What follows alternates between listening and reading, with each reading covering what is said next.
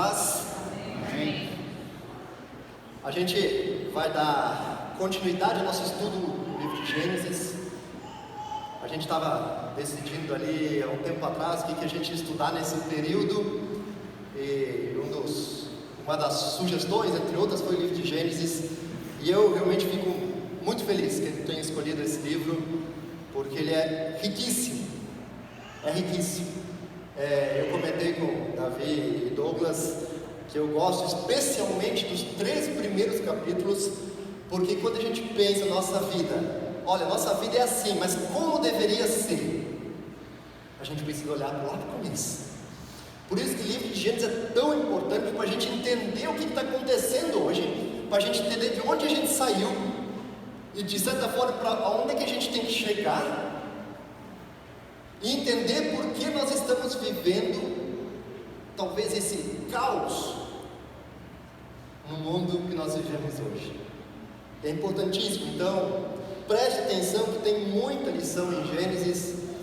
Gênesis é aquele livro de história, ficção, né?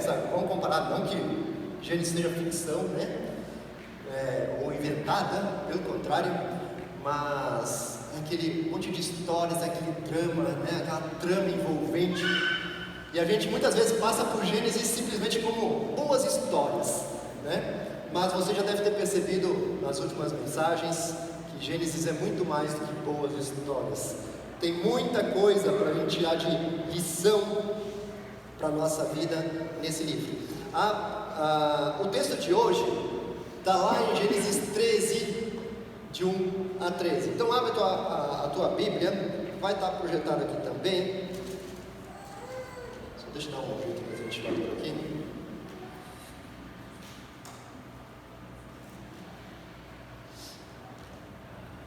Gênesis 13, de 1 a 13. E o texto, vamos dizer, o título que eu dei é Veja Bem. Veja bem. Olhe bem, observe bem. Perceba bem as coisas.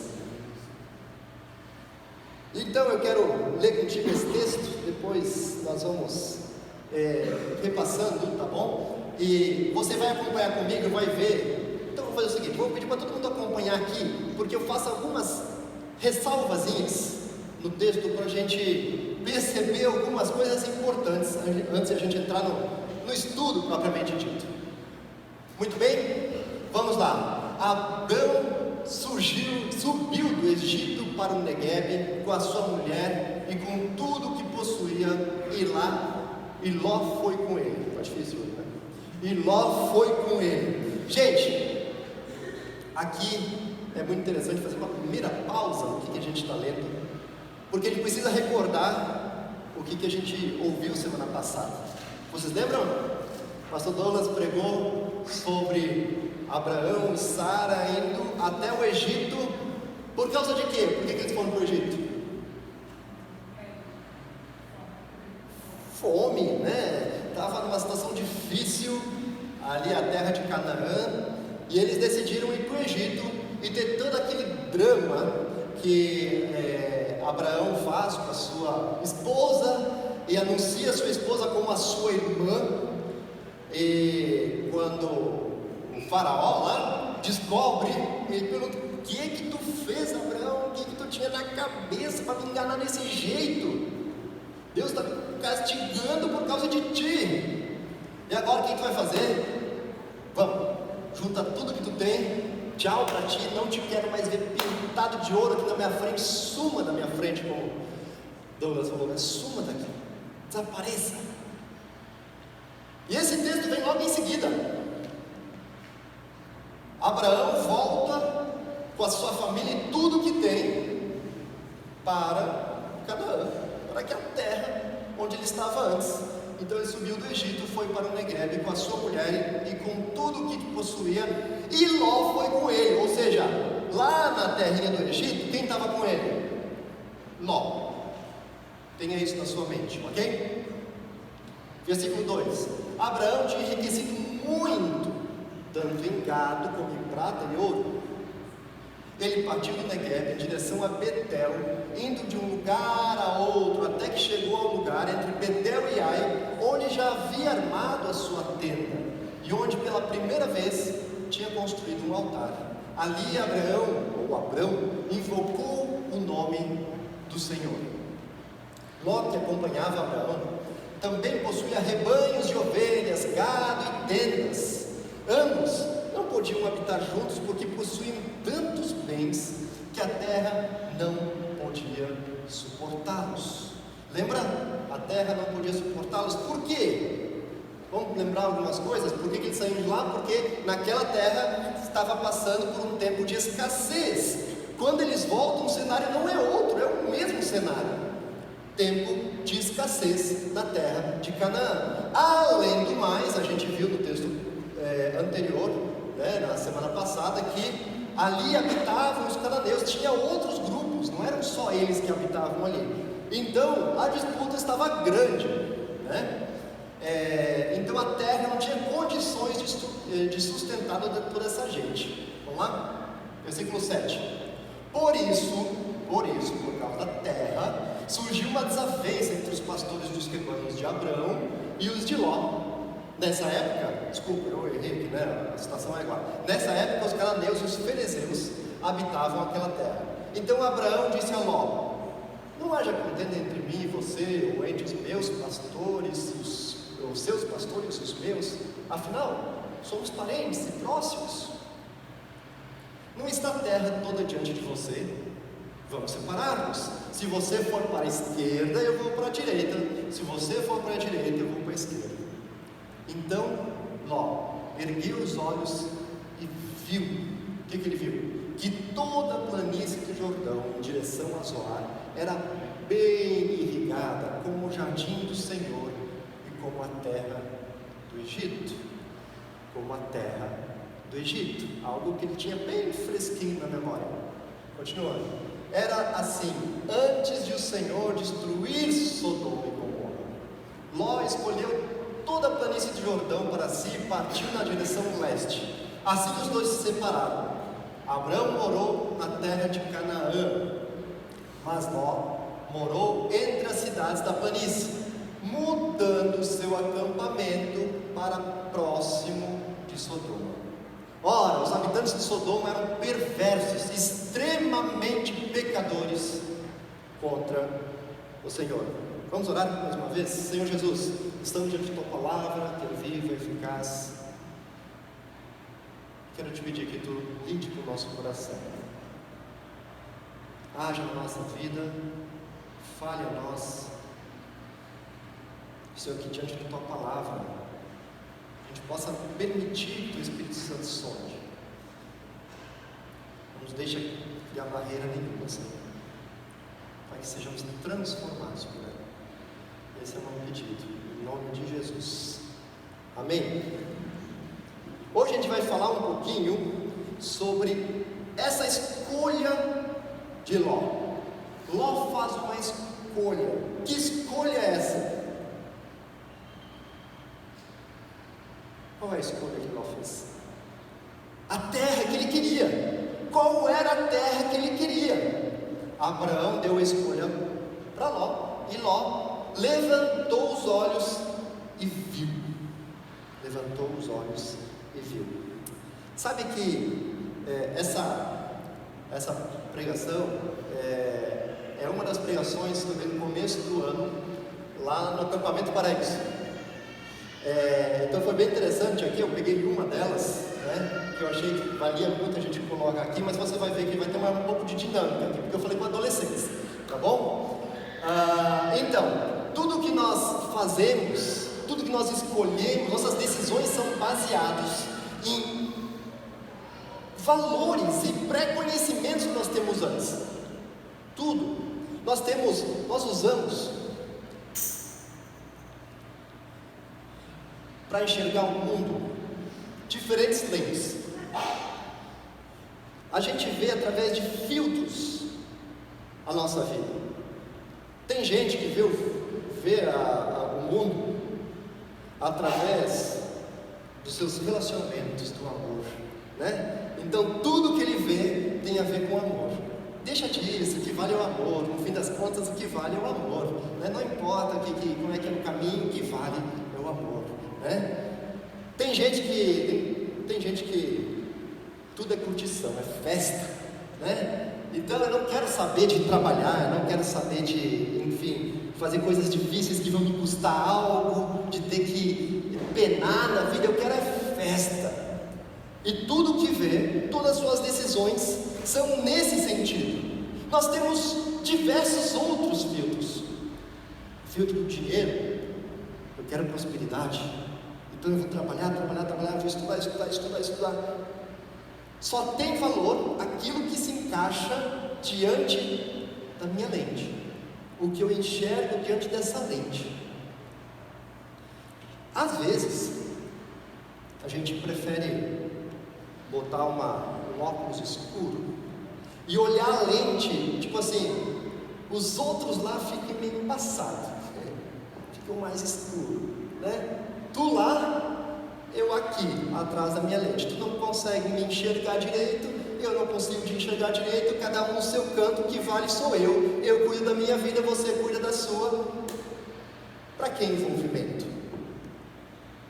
Cada um tem as suas lentes. E se a gente olhar aqui para Ló, nós vamos ver que Ló também faz suas escolhas com base em lentes que ele estava usando naquele momento. Então eu quero ver com você o que Ló viu quando ele olhou para aquela terra. O texto vai dizer que ele olhou para aquela chanura, aquela planície em volta do Jordão, e ele viu uma terra. Nossa, que terra! Não podia existir terra melhor. E ele vai comparar essa terra ao jardim do Senhor. Deve ser boa, né? O jardim. Mas calma, ele não conhecia o jardim do Senhor. E você acha que alguma coisa nesse mundo caído se compararia ao jardim do Éden? Não. Às vezes, quando nós usamos as nossas lentes, tudo parece ir em direção àquilo que é nosso interesse. Antes de ter o carro que eu tenho hoje, eu tinha um Renault Megane Grand Tour. Aqui eu nunca vi aquilo. Lá no sul tem um monte, agora eu voltei, eu vi um monte. Cara, que carro mais lindo, eu amava aquele carro. Tava um monte de problema, né? Tive quase jogar no lixo. Mas que carro lindo! E eu agora, com aquela paixão por esse carro, tudo que eu via era Megane Grand Tour. Só tinha isso na rua, né? Só tinha esse tipo de carro. E é assim. E a gente exalta. Eu falava para a gente, olha que carro lindo. Cada vez que passava o carro, nossa, é um carro atemporal. A beleza dele assim, ó, não está fixa numa data. Olha só que loucura. Exagerava o carro, né? E Ló faz a mesma coisa. E a gente também faz nossas escolhas com experiências passadas. Ló acabou de ter uma experiência. Ele tinha ido para o Egito, junto com Abraão. E lá ele viu uma terra boa, uma terra excelente que ele não pôde ter. Mas agora ele tinha uma oportunidade de ter uma terra como a terra do Egito. A grama do vizinho é sempre mais verde, né? Eita, aqui está a minha oportunidade. O que Ló viu foram as oportunidades. Por isso que eu digo que as nossas escolhas, elas são muito relativas, de acordo com os nossos interesses. Agora eu quero chamar 3 voluntários aqui na frente, viu? Primeiro, eu vou escolher um, tá? Um é o Caleb. Vem, Caleb, vem cá. Vem cá, Caleb, você mesmo. Caleb. E os outros dois podem se voluntariar. Mais 2 voluntários, vamos ver. Vocês não esperavam por isso, né? Senão eu vou apontar. Vamos lá, dou-lhe uma, dou-lhe 2. Vem, gente. Vem. Eu acho interessante que nessas horas assim o chão fica tão bonito, né? Todo mundo começa a olhar. Vem, Pedro. Vem cá.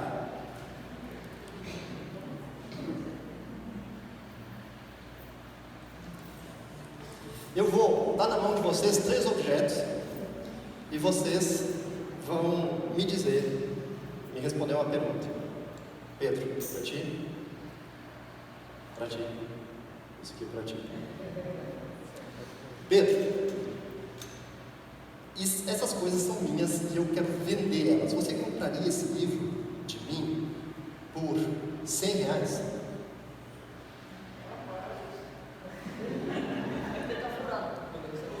Tá furado, é verdade. Perde seu valor, né? Talvez. Por quê? Porque assim, dá pra ler alguma coisa, né? Tá, mas esse te atrai esse livro por algum motivo? Tipo, tu gostaria de dizer, nossa, que livraço para ter na prateleira? Não? Jesus, você compraria isso de mim? Boa. Para que serve isso? Né? Ótimo, não sabe nem para que serve. Caleb, tu compraria isso de mim? Mas com certeza, né? Por quê? Né? Tá no coração, a terrinha lá, né? O chimarrão. Gente, esse livro aqui, já ouviram falar de John Bunyan, O Peregrino? O Peregrino, depois da Bíblia, é o livro mais vendido do mundo. Esse aqui não é O Peregrino, mas é As Guerras da Famosa Cidade de Alma Humana. É um outro livro de John Bunyan, só que assim, gente, é super antigo. Ele falou que está furado, está comido por cupins. Então é uma relíquiazinha, vamos dizer assim. Mas Pedro não tinha conhecimento disso. O que aconteceu? Também não valorizou. Para que serve? Né? Jesus, agora alguém te explicou, né? Isso aqui é uma barra de sustentação, né? Aquela de colocar na porta assim, né? Fazer barra, né? Então, agora talvez ele comprava. Por quê? Porque ele entendeu pelo menos para que servia. E Caleb, né? Não precisa nem explicar, né? Tem um apego, talvez é um pedaço de pau aí, né? Uma coisa assim, mas para ele tem um valor. Não está mais tanto no quanto custa fazer cada objeto, mas tem um valor intrínseco que é emocional, né? Beleza, muito obrigado, gente. Uma salva de palmas, vocês. O que eu quero dizer é que tudo que nós escolhemos, as decisões que nós vamos, eles têm um fundo de valores que nós damos. Ló foi guiado pelo que ele viu. Naquela hora, as coisas que ele podia ver eram tão importantes que ele não pensou em mais nada. Ele só viu aquela planície, regadinha, verdinha. Gente, mas a Bíblia fala que nós não devemos nos guiar pelo que nós vemos. Quais são as lentes que você tem usado?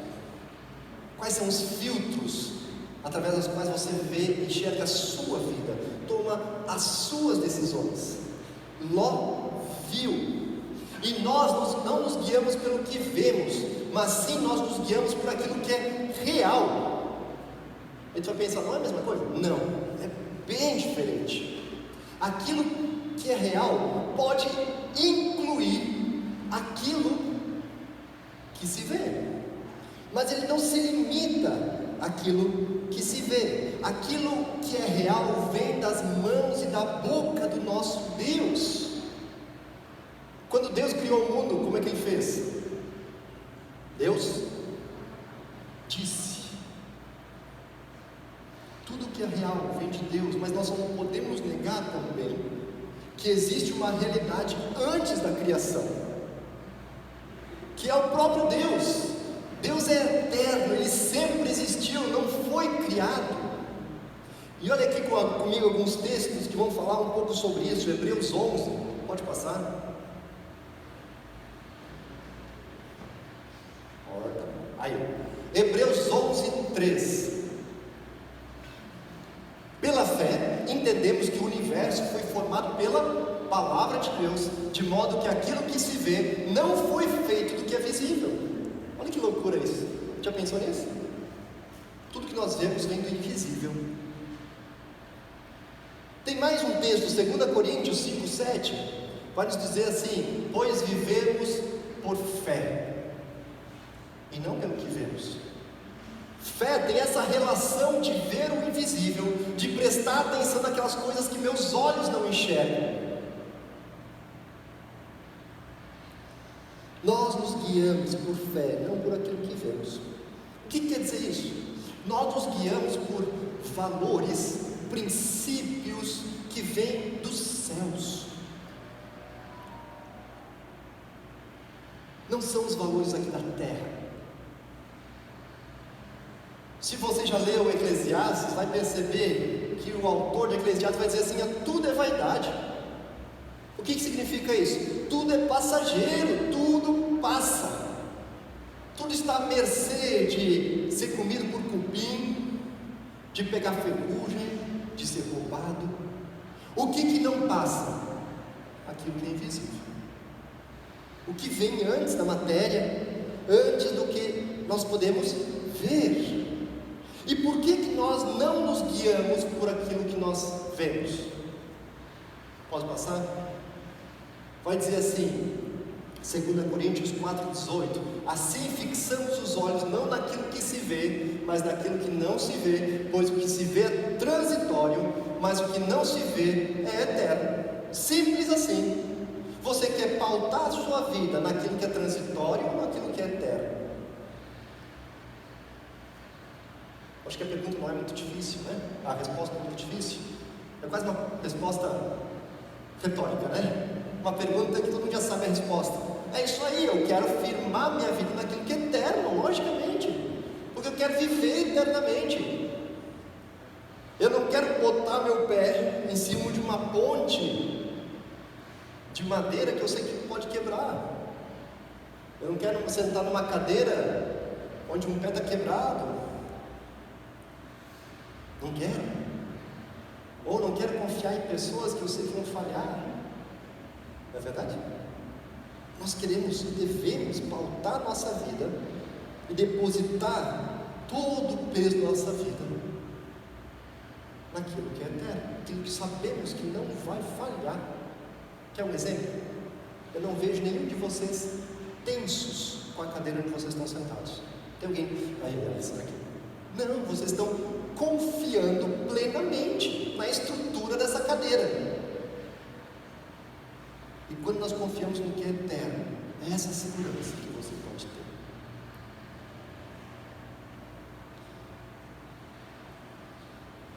Tá, mas o que eu tenho na mão para avaliar as circunstâncias, para avaliar minhas escolhas, não são aquelas coisas que eu posso ver, que eu posso tocar, que eu posso sentir. Deus não me deu os sentidos para isso, para eu poder avaliar as coisas. Eu vou te dizer que as ferramentas, que as coisas que Deus nos dá, de visíveis, materiais, são ferramentas de Deus, para que a gente olhe a partir daquilo para Deus.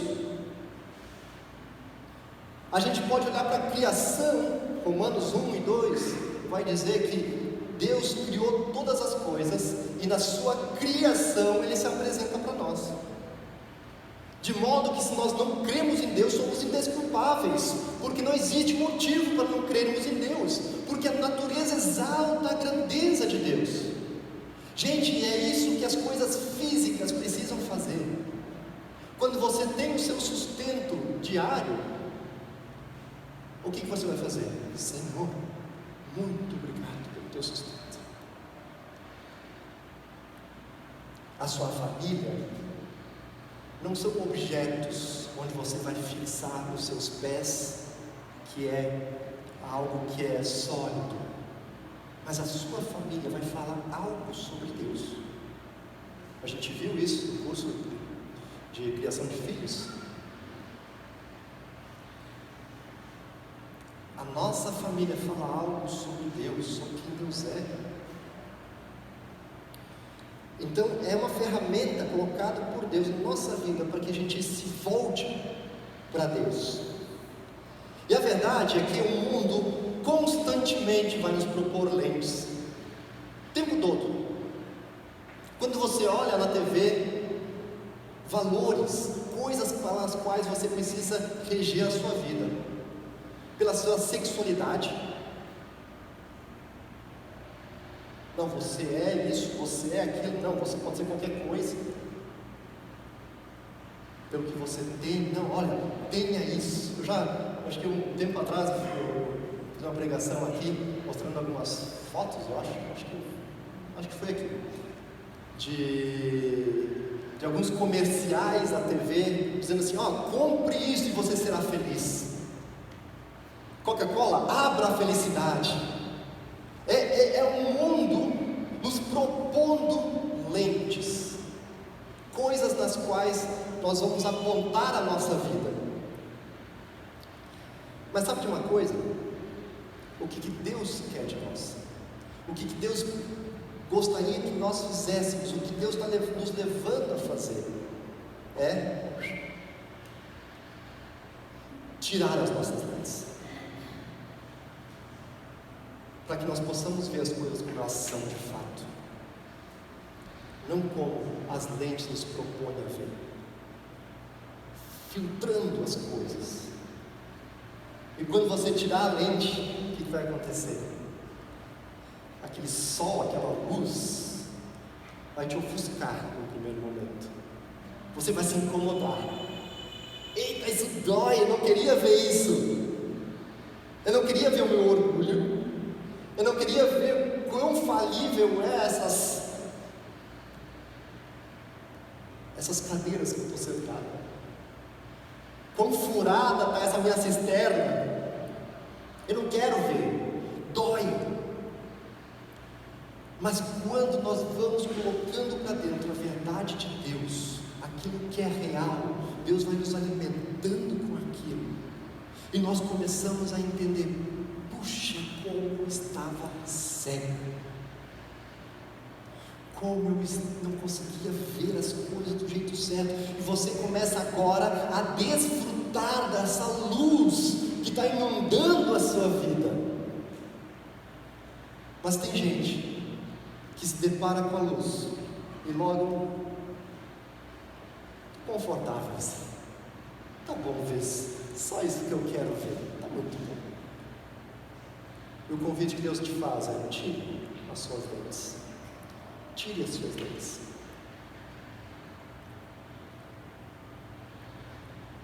Você precisa reconhecer em Deus a realidade das coisas. Como é que você vai fazer isso? Busque conhecer a verdade. O que é a verdade? Ou melhor, quem é a verdade? Jesus. Conheça a verdade, e a verdade vai te libertar. E só há uma verdade: eu sou o caminho, a verdade e a vida, Jesus nos diz. Então conheça Jesus, te relaciona com Ele, e Ele vai começar a tirar essas escamas, essas lentes dos seus olhos, e você vai começar a olhar para os seus relacionamentos, para os seus bens, para a sua caminhada, para os seus pertences, para as suas experiências, com outra ótica, com a ótica daquilo que é real. O cristianismo, gente, não é só mais uma maneira de olhar o mundo, não é só mais uma, usando uma palavra da moda, uma cosmovisão, não é um jeito entre todos de você olhar assim como é que as coisas são. Jesus é o jeito certo, não existe outro. Agora eu quero, pode passar, volta. Aí, eu quero ver contigo, quando Ló estava com essas lentes, ele deixou passar despercebido algumas coisas que eram muito importantes, coisas que essa visão material, essa lente que ele estava usando, estava filtrando. Uma das coisas é que o texto vai deixar, parece solto, como se eu se lembrasse, né? O autor se lembrasse, esses caras aí da cidade de Sodoma, para onde Ló estava se dirigindo, eram gente muito perversa, grandes pecadores diante de Deus. Tem bastante história depois disso, desse texto que nós temos sobre Jó. Se você quiser, tem curiosidade para ler um pouco mais, leia, vai ser bem importante. Mas só para você ter uma noção da grandeza do pecado desse povo, diz que esses grandes pecadores não escapavam a ninguém, era desde os velhos até os moços. Tanto que hoje nós temos um termo, uma expressão que vem do nome dessa cidade: sodomia. Tal era a maldade desse povo que se associou o nome da cidade a pecado, a coisa ruim.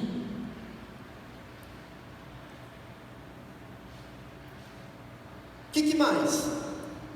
Segundo ponto, não está escancarado isso ali, mas eu creio que isso precisa ser considerado.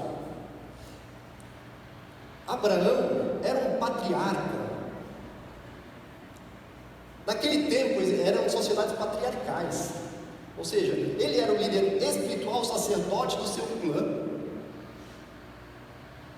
Ele era aquele que dizia para onde ia, de onde vinha, para onde vai agora, quais são os próximos passos. Dele eram todos os recursos. Convenhamos, se alguém tinha o direito de escolher, quem seria?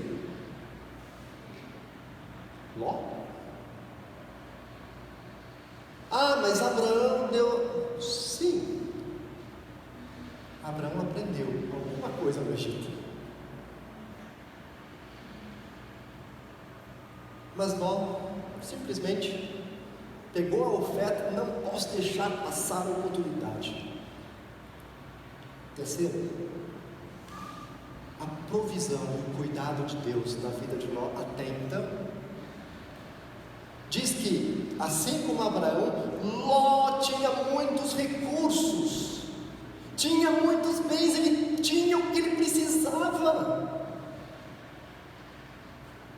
Por que eu vou amarrar meu jumentinho no meio de uma cidade perversa? Diz o fim do texto que nós temos.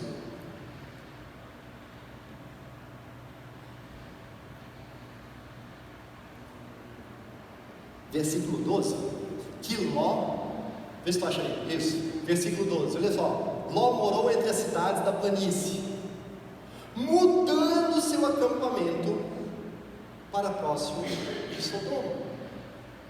Você lembra que Abraão era nômade, ele ficava se deslocando dentro da terra de Canaã.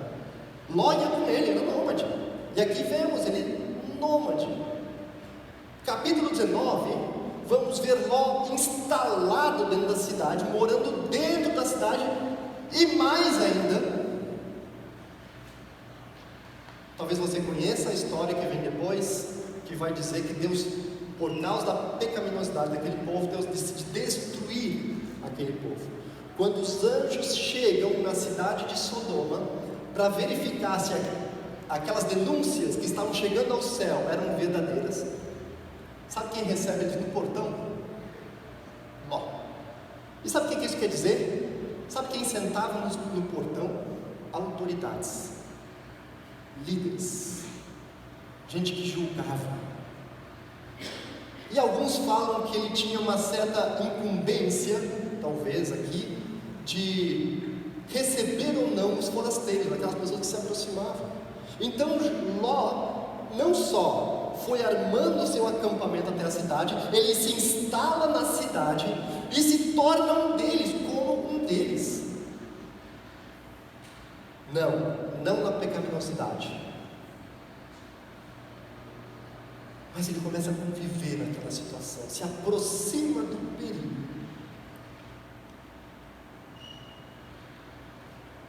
E a história é desastrosa. Gente, se nós nos baseamos naquilo que nós vemos, nós estamos à mercê das reviravoltas desse mundo. Quer ver? Um pouquinho antes disso acontecer, acontecer a destruição de Sodoma e Gomorra, Ló foi sequestrado. Ele e todos os seus bens. Sabe quem salvou ele? Abraão, que estava onde? Em Canaã. Depois, Deus então destrói a cidade em que ele estava. Deus é misericordioso e salva Ló, sua esposa e suas 2 filhas. Lembra que ele viu a planície do Jordão, linda. Deus diz, a palavra de Deus diz, que Deus então destrói Sodoma, Gomorra, as cidades que estão em volta, e toda a planície.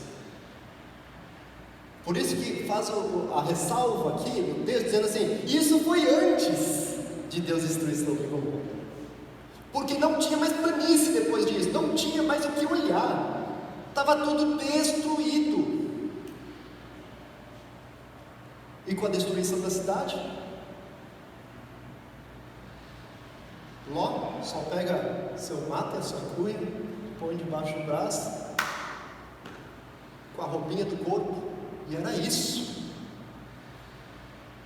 Cadê o gado? Cadê o ouro, a prata?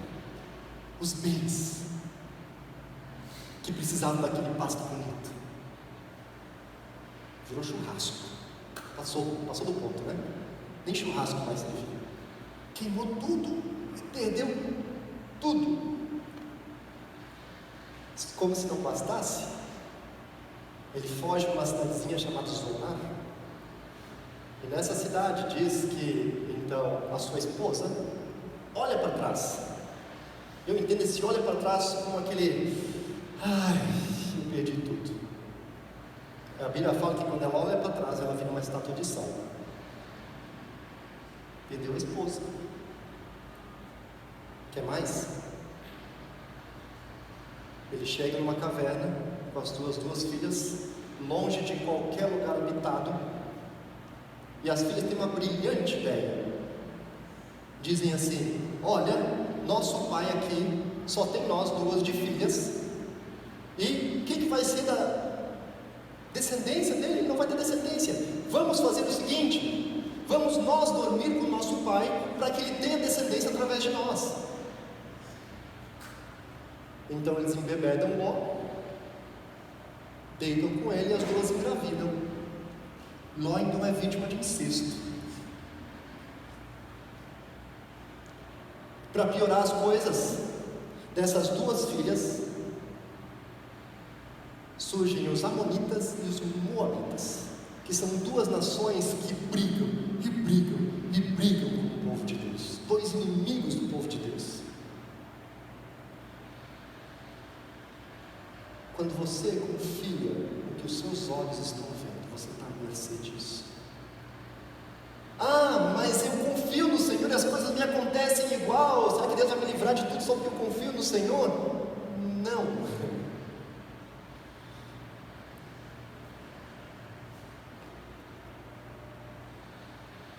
A questão é que, quando a terra é queimada, nós não somos queimados. Quando tudo se perde, eu não estou entre aquilo que se perde. 2 Coríntios 4, vem aí, Lucas. Paulo vai falar sobre essas circunstâncias que nos ameaçam, mesmo quando nós confiamos em Deus. 4, 8 e 9, um pouquinho mais adiante.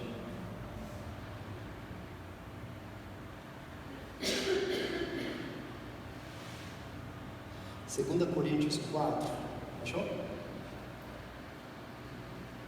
4, 8 e 9. 2 Coríntios, se quiser abrir, 2 Coríntios 4, 8 e 9.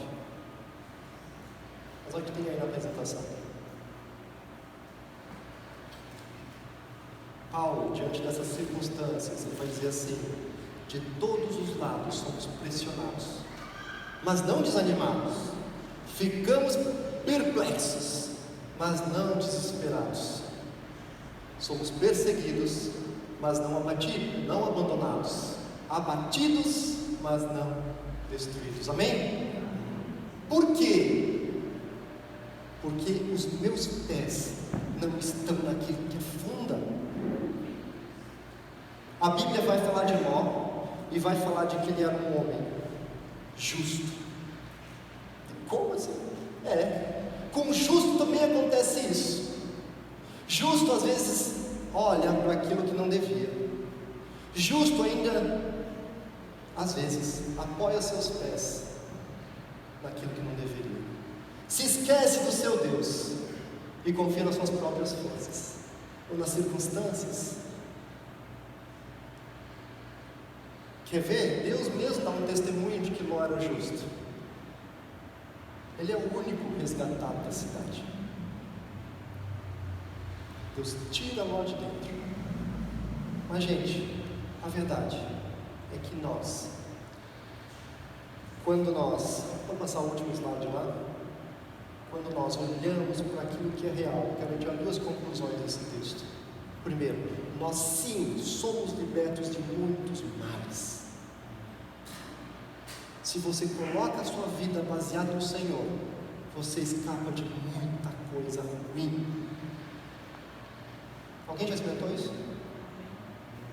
Livramentos que só o Senhor pode dar. Você pensa, eu pensava que ele ia afundar, mas olha só, eu confio no Senhor, não estava vendo nada, e olha o que Deus fez, incrível. Não, é a verdade, é confiar na coisa certa. E a segunda é, mesmo quando a crise vier, eu e você podemos estar firmes. Será que vale a pena tirar as dentes? Sofrer um pouquinho, porque a Bíblia expõe a nossa vida, né? A luz incomoda. Será que vale a pena tirarmos as nossas dentes e ver aquilo que é real? Próxima decisão que você for tomar na sua vida, dessas pequenas, levantar a voz, não, ou se mudar, pense nisso, com que lentes eu estou olhando a situação, ou se realmente eu estou vendo as coisas como Deus vê. Amém? Baixa a cabeça, vamos orar. Senhor Jesus, te damos graças por esses textos tão ricos. Obrigado pela tua boa mão, Senhor, que sabemos, quando te tememos, Senhor, tu conduzes as nossas decisões. Isso é real, isso a tua Bíblia nos ensina. Agradecemos porque tu és esse solo firme, essa rocha, em que não precisamos ter medo. Eu posso descansar minha vida completamente em ti, sem medo, como nós falamos semana passada, Senhor. E escolher olhar as coisas como elas são. Obrigado, Senhor. Obrigado pela lição que nós tivemos hoje. Em nome de Jesus. Amém.